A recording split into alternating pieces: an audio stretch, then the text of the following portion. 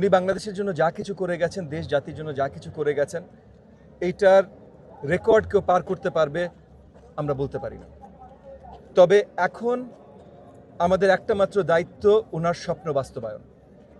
ওনার রুহের মাগফিরাত কামনা করব, ওনার জন্য দোয়া করব, কিন্তু ওনার জন্য দোয়ার সবচেয়ে বড় বহিঃপ্রকাশ হবে উনি সারা জীবন যেটার জন্য দিয়েছেন, নিজেকে নিয়োজিত করেছেন, দেশ ও জাতি, বাংলাদেশের গণতন্ত্র, সেটাকে বজায় রাখা, সেটাকে জীবিত রাখা, সেটাকে সচ্ছল রাখা, সেটা আমাদের দায়িত্ব। এবং এটা রাখার একটা মাত্র উপায় এই মুহূর্তে আমাদের সামনে আছে, সেটা হলো উনার সুপুত্র জনাব তারেক রহমান, তার হাত শক্তিশালী করা, ছায়ার মতো তার পাশে থাকা, তার যেইটা লাগবে। কারণ দেশ পরিবর্তন, বেগম খালেদা জিয়ার স্বপ্নের বাংলাদেশ, শহীদ প্রেসিডেন্ট জিয়াউর রহমানের স্বপ্নের বাংলাদেশ গড়ার দায়িত্ব এখন এই দায়িত্বভার জনাব তারেক রহমানের ঘাড়ে।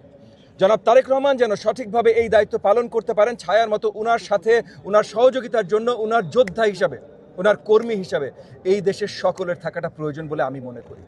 আজকে আমরা শুধু আমাদের আপসীন নেত্রীর দোয়া মাহফিলে আসিনি, উনার জানাজার জন্য আসিনি, আজকে এসেছি যেন উনি যেটাতে বিশ্বাস করতেন সেটা বলিষ্ঠভাবে বাংলাদেশের 20 কোটি জনগণ ধরে রাখে, এবং এটা ধরে রাখার জন্য ওনার সুপুত্র জনাব তারেক রহমানের নেতৃত্বের পিছে যেন এক কাতারে আমরা সবাই দাঁড়াই, এইটার বই প্রকাশ করতে আজকে আমাদের সবার একত্রিত হওয়া।